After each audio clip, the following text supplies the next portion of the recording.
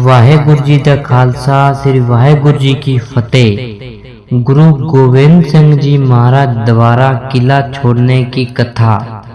एक समय की बात है, आनंदपुर साहिब में जब गुरु गोविंद सिंह जी महाराज रहे थे, तब मुगलों और पहाड़ी राजाओं ने मिलकर गुरु जी के किले को चारों तरफ से घेर लिया। कई महीनों तक युद्ध चलता रहा। चारों ओर से दुश्मनों से ने पानी और खाने की आपूर्ति बंद कर दी। संगत की हालत कठिन हो गई। कई दिनों तक न तो पानी था न खाना। बच्चे, बूढ़े और औरतें तकलीफ में थे। तब कुछ संगत ने गुरु जी से बेनती की, ए साहिब, अब हमसे भूखे और प्यास नहीं सही जाती, आप हमारी रक्षा करें। गुरु गोविंद सिंह जी ने कहा, खालसा, जब तक तुम में हिम्मत है डटे रहो, पर अगर समय आया तो सतगुरु अपनी मर्जी से राह बनाएगा। दुश्मनों की चाल। मुगलों ने गुरु जी को सुरक्षित के वचन के साथ यह कहकर चिट्ठी भेजी कि अगर आप किला छोड़ दे तो हम आपकी संगत को जाने देंगे। गुरु जी जानते थे कि यह चाल है, लेकिन उन्होंने अपनी संगत की जान बचाने के लिए रात के समय किला छोड़ने का निश्चय किया। किला छोड़ने की रात का समय था। आसमान में बादल छाए हुए थे। गुरु जी ने अपने चारों पुत्रों और सभी सिखों को साथ लेकर किला आनंदपुर साहिब से बाहर निकला शुरू किया।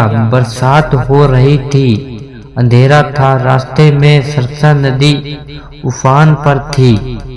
जब संगत नदी पार कर रही थी तो पानी का बहाव बहुत तेज था। उसी में गुरु जी का परिवार बिछड़ गया। माता गुजरी जी और छोटे साहिबजादे जोरावर सिंह जी और फतेह सिंह जी अलग हो गए। बड़े साहिबजादे अजीत सिंह जी और जुझार सिंह जी गुरु जी के साथ रहे। किला चमकौर की ओर प्रस्थान। गुरु जी अपने सिखों के साथ चमकौर के किले की ओर बढ़े। वहीं जाकर उन्होंने मुगलों से भीषण युद्ध किया, जिसे चमकौर का युद्ध कहा जाता है। वहीं गुरु जी ने अपने दो बड़े पुत्रों को शहीदी के लिए भेजा और कहा, बेटा, धर्म के लिए बलिदान देने से बड़ा कोई कार्य नहीं है। गुरु जी का त्याग और बलिदान का संदेश। किला छोड़ना कोई डर या पराजय नहीं था, वह था धर्म की रक्षा का निर्णय। वह था अपने खालसे की सुरक्षा का मार्ग। यह और दर्शाता कि गुरु गोविंद सिंह जी के लिए राज नहीं, धर्म सर्वोपरि था। अंत में गुरु जी ने कहा, जाने को किला छोड़ा पर अपना धर्म नहीं छोड़ा। सिर दिया पर शीश नहीं झुकाया।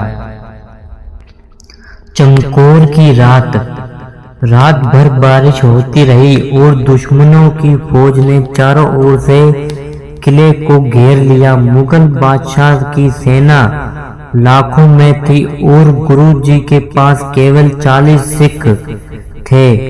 लेकिन वे 40 सिख खालसे ऐसे थे जिनके दिल में जो बोले सो निहाल सत श्री अकाल की जोश भरी लहर थी। युद्ध का आरंभ। सुबह होते ही युद्ध आरंभ हुआ। दुश्मनों ने चारों तरफ से हमला किया। गुरु जी ऊंचे स्थान से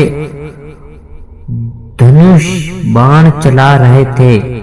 उनके हर बाण में से कई सैनिक ढेर हो गए। गुरु जी की आवाज गूंज रही थी, खालसा सोई जो करे नित्य जंग, जो धर्म हेतु करे बलिदान। बाबा अजीत सिंह जी का बलिदान। तभी बड़े साहिबजादे बाबा अजीत सिंह जी आगे आए और बोले, पिताजी तुझे भी खालसे की तरह धर्म युद्ध में उतरने दीजिए। गुरु जी की आंखों में गर्व के आंसू आ गए। उन्होंने अपने पुत्र को गले लगाया, तलवार दी और कहा, जा बेटा, आज तू अपना फर्ज निभा, धर्म की रक्षा कर। बाबा अजीत सिंह जी ने रणभूमि में ऐसी वीरता दिखाई कि हजारों दुश्मनों के बीच जाकर कईयों को धराशायी कर दिया। अंत में वे धर्म के लिए वीर गति को प्राप्त हुए। बाबा जुझार सिंह जी की शहादत।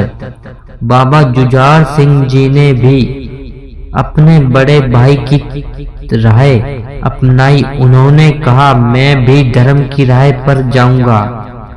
गुरु जी ने आशीर्वाद दिया, वाहेगुरु तेरे साथ है बेटा।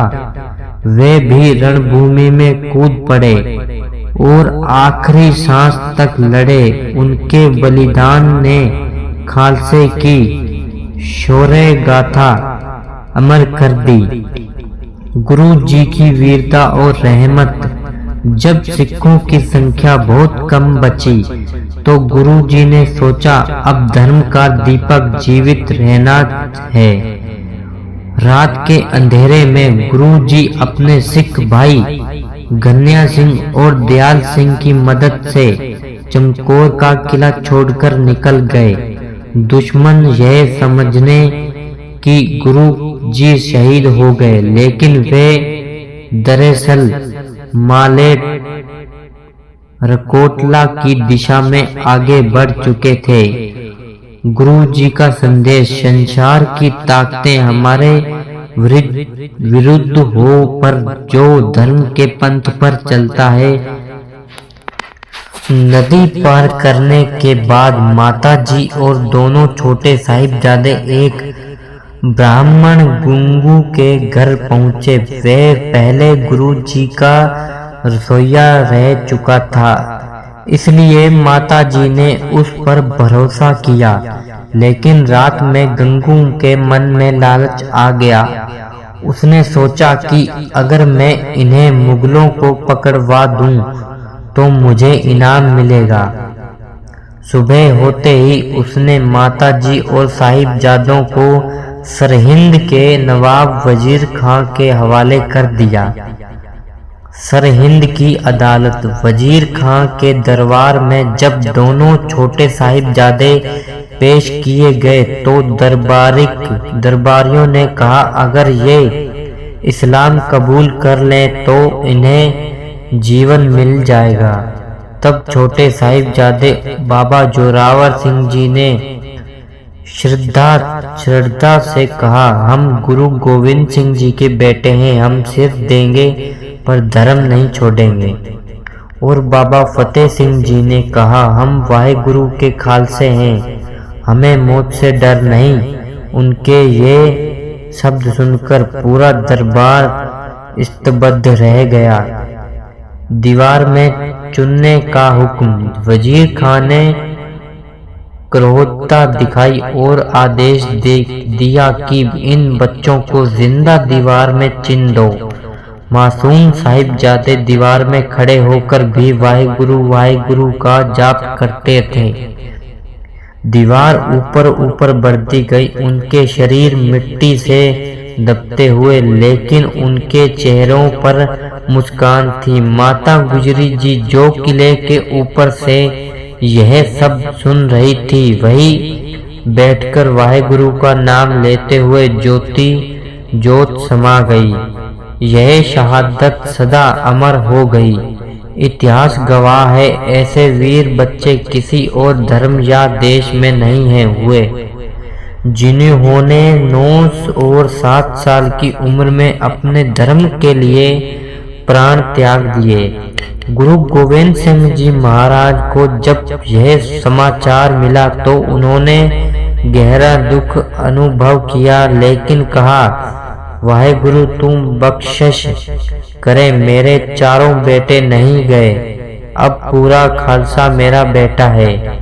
जो अपने धर्म के लिए अडिग खड़ा रहता है वही सच्चा खालसा है। सिर दे देना आसान है पर विश्वास ने छोड़ना ही असली जीत है।